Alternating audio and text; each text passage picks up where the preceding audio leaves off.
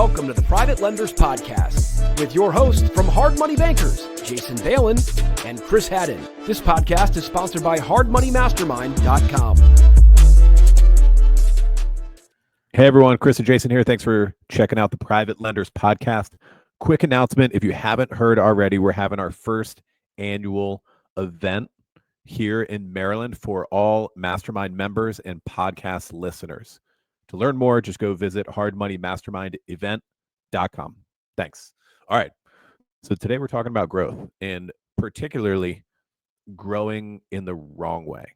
The few different ways that we're going to point out that we've seen before. We've seen it in the industry. We've been doing this 17 years or so. And there's a number of ways to grow incorrectly.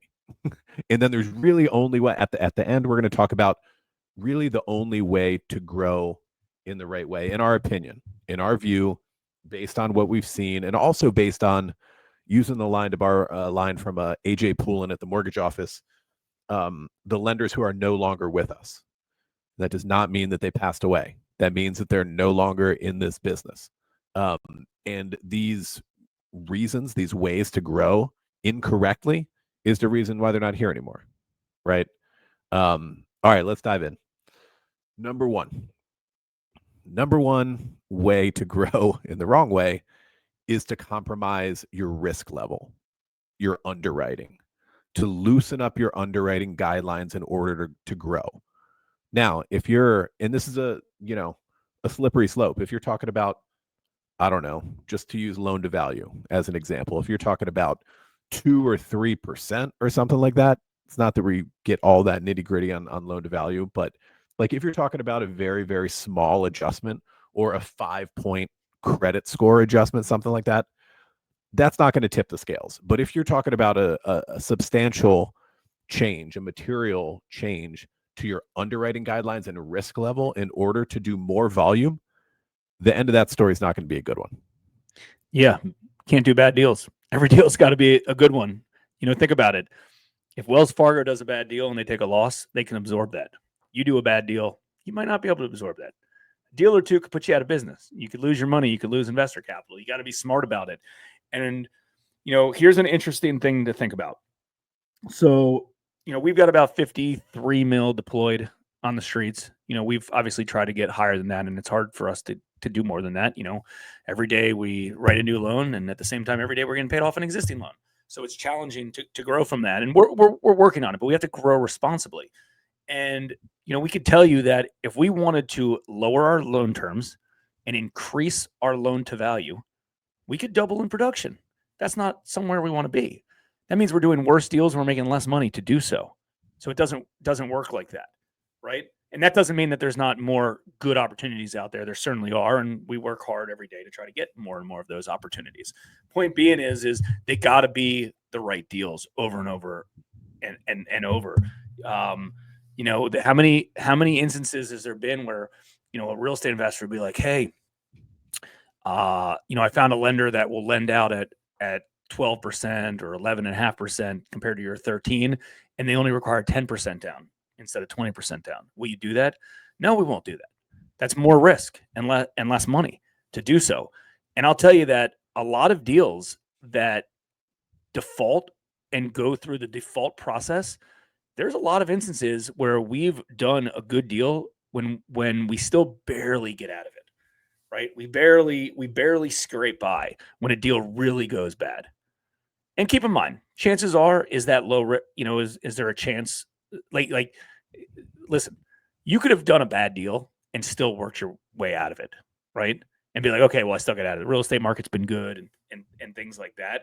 But you can't, you just can't do bad deals. It's a recipe for disaster. And until you've been in that situation, we were just talking to a lender earlier today that got through a real hairy foreclosure, and he got out, and he got out good. But he got out good because he made good decisions on the front end to do so, and he had a lot of built-in equity, so it worked its way out. But by going through that entire process, he learned that, hey, if I didn't write a loan as conservative with a low LTV, I would have lost my shirt on this deal. And luckily, I made the right decision, and I had a lot of built-in equity, and I wrote a loan to a good borrower, and it worked itself out.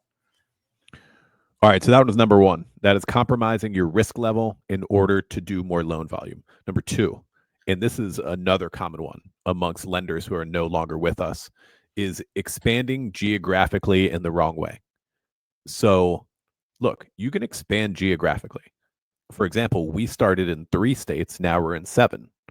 And we did that by doing a couple things. One, learning the market as best we can using internet tools and everything else. Also having boots on the ground, a local presence. Like when we expanded to Philly initially, that's because Ian Walsh came on and that's where he's based to this day, right? That's his market. That's where he lends. That's what he knows. There are right ways to do it. And we've seen people do it in the wrong way. Like you could just say, hey, we're lending in Texas now, just kind of arbitrarily. Well, how are you going to do that? I don't know. When we get a deal, we'll get an appraisal done. And that's it. No more knowledge of the area, no more being on MLS yourself, properly comping properties, just being like, I don't know, we'll just get an appraisal and then, we'll close it. It'll be fine. We've seen that happen. We've seen people do many states. Like we see it right now. Like you can go on to some of these lenders who, some of them do have a legit national presence, and some of them are just located in one state, like California, for example, and lend in 40 states. Well, how are you doing that? How are you doing that safely? How do you know these markets? Is it just appraisal based? What's going to happen in a market dip, in a market correction of 10%? What does that look like? I mean, we've seen, look, we've been riding a good market for a handful of years now.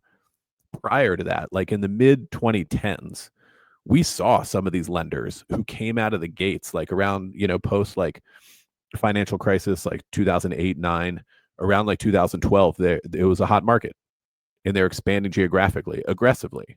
And this is kind of even before the institutional money really hit the streets hard. And they just said, all right, well, no, if we can lend in 2 states, we can lend in 5, we can lend in 10 or 15. And those, unfortunately, a lot of those lenders are on the list of those no longer with us. Yeah, there's a lot more that just goes into it, but besides, oh, hey, I have a deal here, and this borrower seems to be good that I've never met before. I'm just going to give them money. There's a lot more that goes into it with boots on the ground operations, legal operations.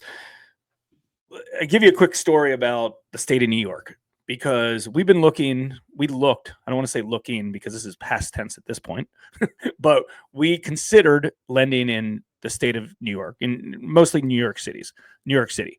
We lend in New Jersey, and if you look on a map, east of northern New Jersey is New York City, right? And a lot of investors in northern New Jersey overlap and invest in the city. New York City has high property values, good, job growth, population, things like that. Like a lot of attractive things, a lot of real estate investors, good minimum median property values, things like that. So these are some of the things that we looked at and that we considered. Let's go out and try to find some deals, and let's see how these deals are structured. Let's talk to borrowers, maybe even go look at some of these properties, and let's see kind of what's going on in that.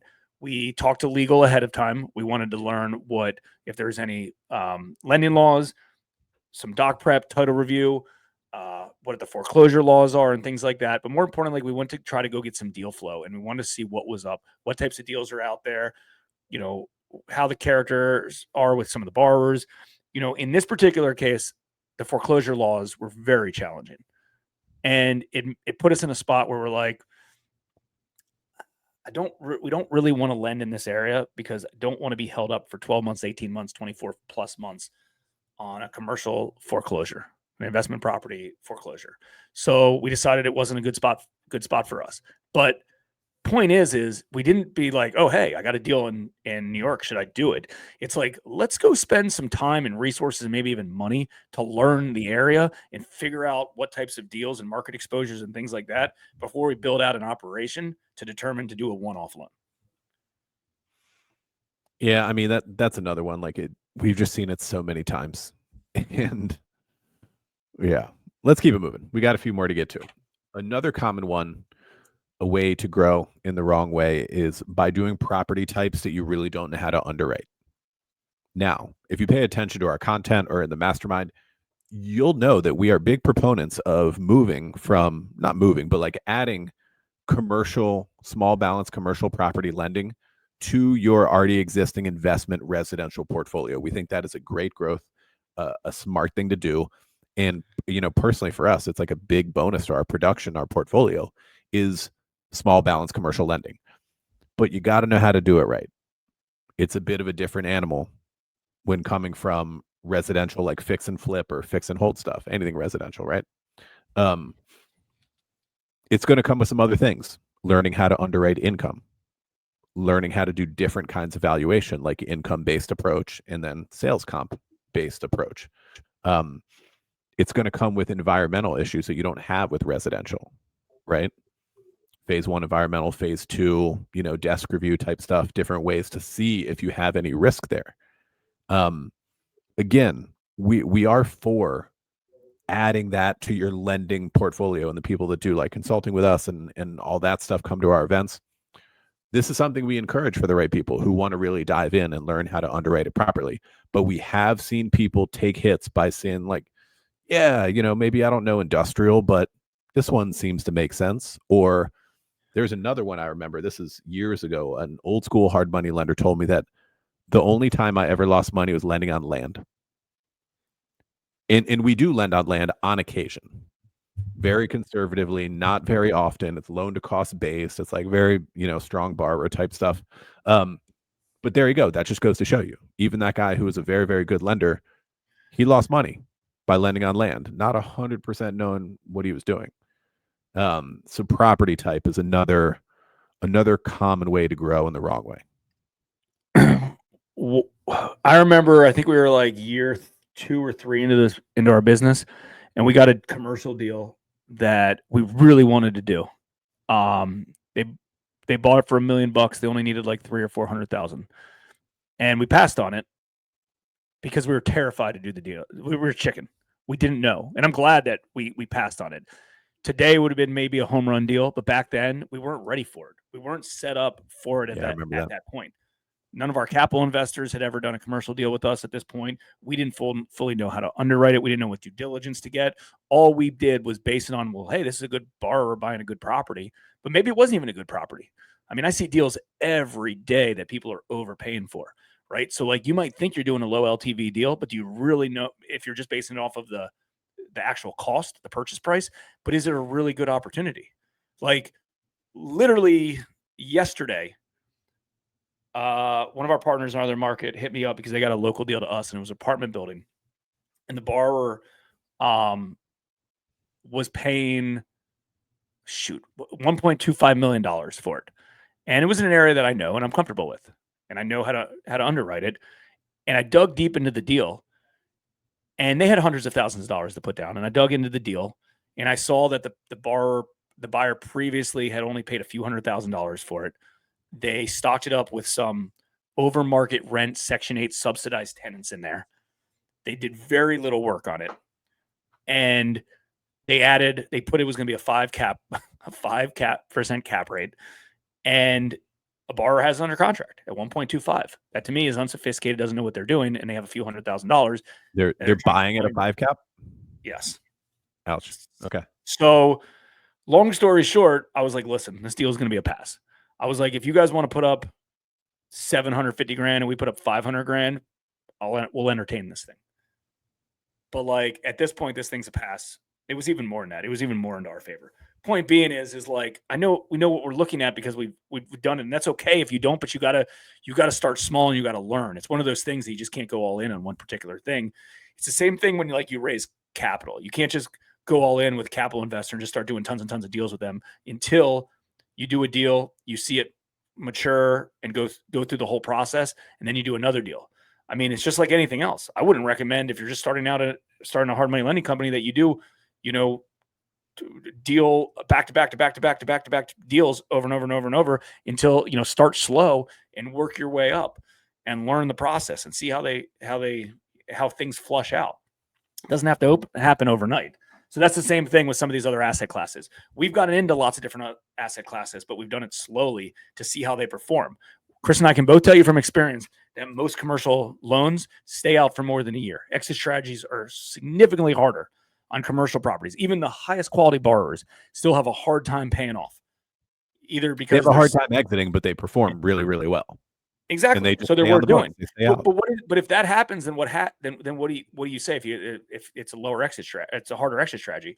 Maybe we need to reduce our exposure. We only do 50% on commercial. We've learned that 50% on commercial is a comfort level, knowing that even if we write this as a short-term loan, it may stay on our books for a longer period of time, and we want to hedge our risk. Or we'll structure something where, hey, if you want to do an extension, let's do some sort of extension where we have a partial pay down of principal, so we reduce our exposure that way. You just kind of have to fumble through it, but you want to fumble through maybe one of them and learn that way before you go all in with this particular stuff. Okay, on to the next one. Another wrong way to grow is just for loan volume in units and not for profit. This kind of lending, it's not a volume only game like conventional mortgage, for example. 1,000 employee company, dozen offices, working on really, really slim margins, and volume kind of is the metric in that game. It's complete opposite in private lending. Like, this is a profit game.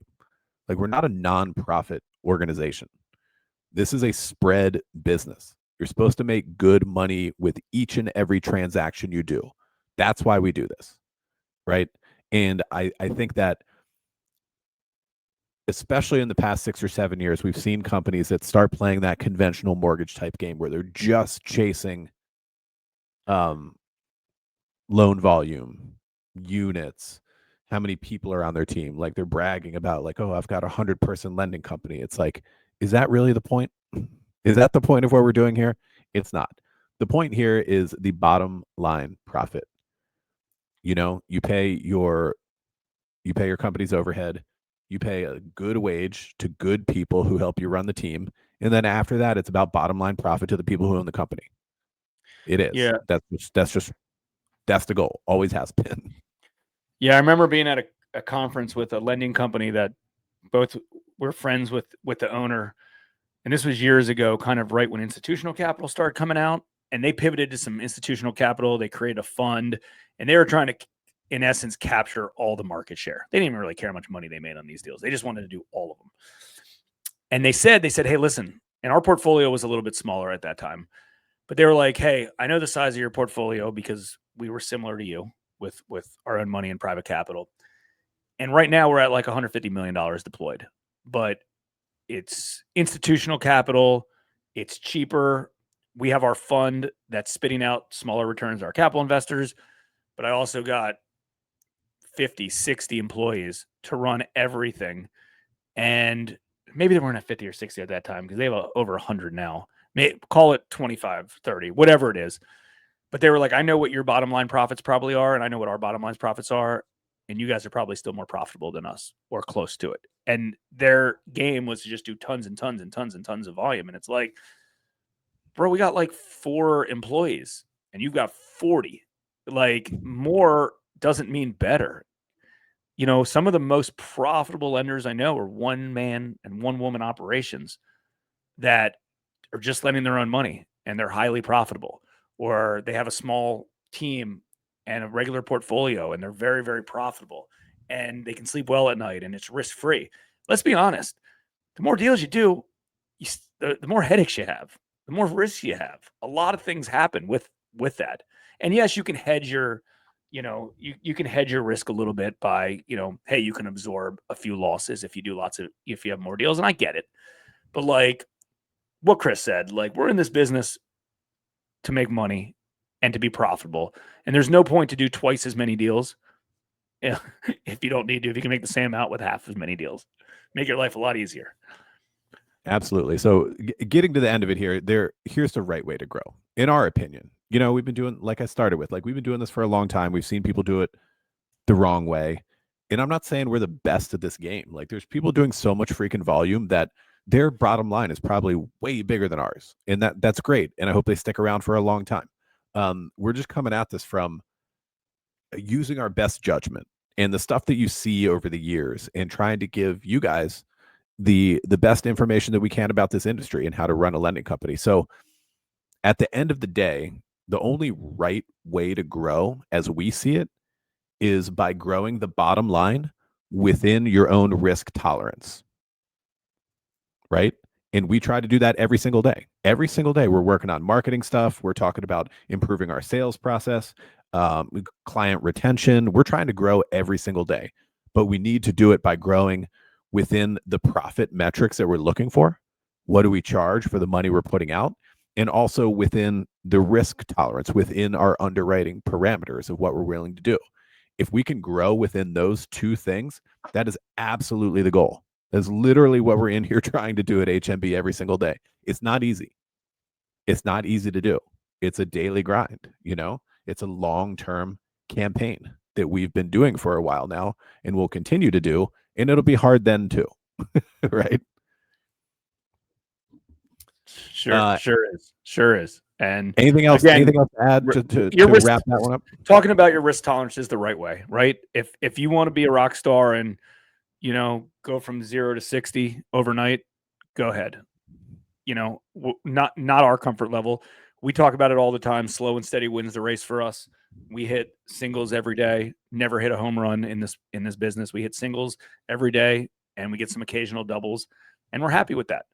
And we stay consistent. And as fast as something goes up is as fast as something goes down. And we're trying to build and continue to build the foundation that even if something major happens, a huge market corrections, we lose big capital investors, we lose good borrowers, that everything keeps working status quo, and that works. I mean, we had a borrower that we did 100 loans for over a few years, and he wanted cheaper terms, and we weren't willing to accommodate.